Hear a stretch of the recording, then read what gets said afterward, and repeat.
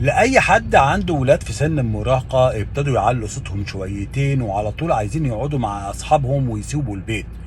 قبل ما ترجع تلوم عليه، شوف الأول أنت عملت معاه إيه. في الأول وفي الآخر لازم نبقى فاهمين إن أي حد من البني آدمين عشان يطلع ليه سلوك بيطلع السلوك نتيجة التربية والبيئة المحيطة بيه. يعني لو رجعت بالذاكرة شويتين وشفت وأنت بتربي ابنك كنت واخد بالك من صوتك وعلوه مع المدام؟ هل كل مناقشتكم قدامه كانت بصوت واطي؟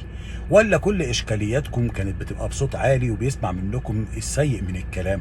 ولا على طول بتقول له يا ولد أنا مش قلت لك اعمل كده، اعمل بسرعة؟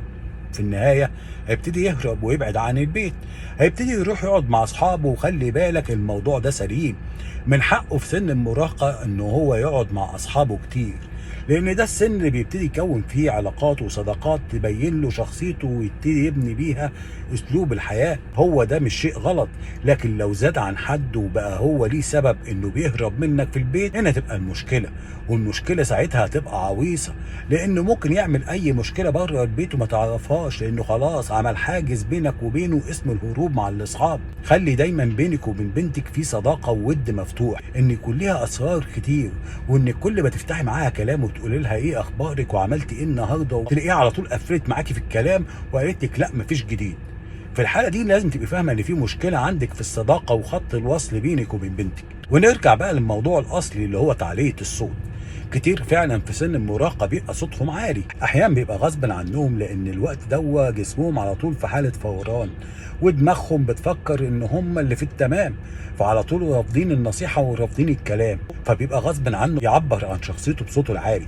لكن المشكلة الكبيرة لو هو بقى على طول متعود يعمل كده. لو فعلا أسلوبكم معاه بيبقى دايما فيه تعنيف، هيحتاج منكم شغل كتير. فلازم تبتدوا تتعاملوا معاه من منطلق ايه؟ انت ترضى ان انا ازعق لك قدام اصحابك؟ هيقول لك طبعا لا. زي ما انت ما ترضاش ان انا اعلي صوتي عليك، حط نفسك مكاني. ودايما تعكس الايه وتحطه في موقف الكبير، وقول له انا ما ارضاش ازعق للكبير، يبقى انت ترضى انك تزعق لي؟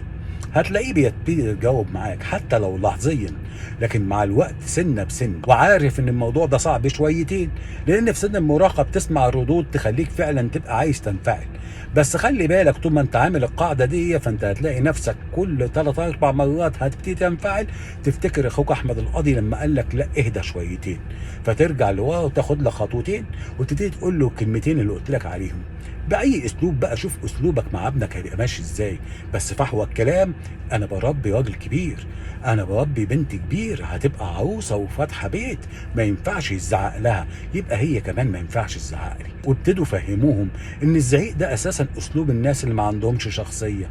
البني ادم الرزين الحكيم اللي يعرف يتكلم باسلوب هادي يوصل بيه المعلومه للي قدامه ويفهم هو يقصد منها ايه. وربنا يصلح حالي وحالكم وحال كل ولادنا، ونبقى عارفين نعرف نربي ولادنا ازاي ونطلع سلوكياتهم تتماشى مع البني ادمين. السلام عليكم، تتمسوا بالعافيه.